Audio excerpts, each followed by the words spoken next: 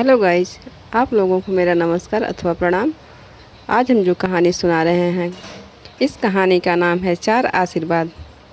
चलिए सुनाते हैं। एक बार एक घने जंगल में एक शिकारी शिकार करने पहुंचा। वहां उसे रास्ते में घोड़े पर सवार एक राजकुमार मिला। शिकारी राजकुमार के साथ चलने लगा। चलते चलते उन्हें एक साधु मिला। अब वे दोनों साधु के साथ चलने लगे। कुछ आगे जाने पर एक ऋषि मिले, वे भी साथ चलने लगे और चलते चलते उन्हें एक साधु मिला। अब वे चारों जंगल में साथ साथ जा रहे थे।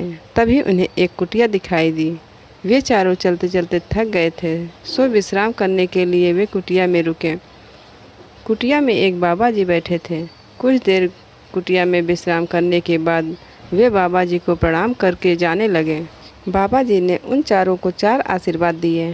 बाबा जी ने राजकुमार को कहा, राजपुत्र तुम चिरंजीवी रहो। तपस्वी से कहा, ऋषि पुत्र तुम मत जियो। साधु से कहा, तुम चाहे जियो या मरो, तुम्हारी मर्जी। और शिकारी से कहा, तुम न जियो न मरो। बाबा जी चारों को आशीर्वाद देकर चुप हो गए। चारों आदमियों को बाबा जी का आशीर्वाद समझ नहीं आया।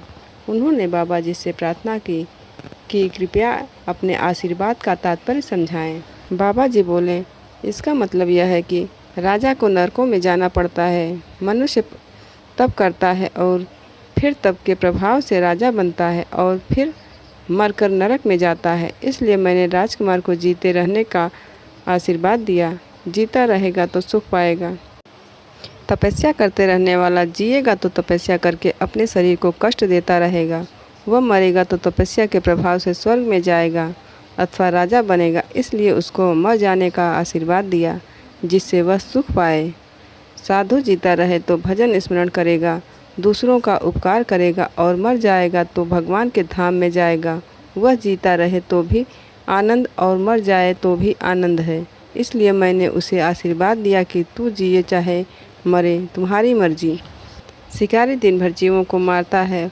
वह जिएगा तो जीवों को मारेगा और मरेगा तो नरकों में जाएगा।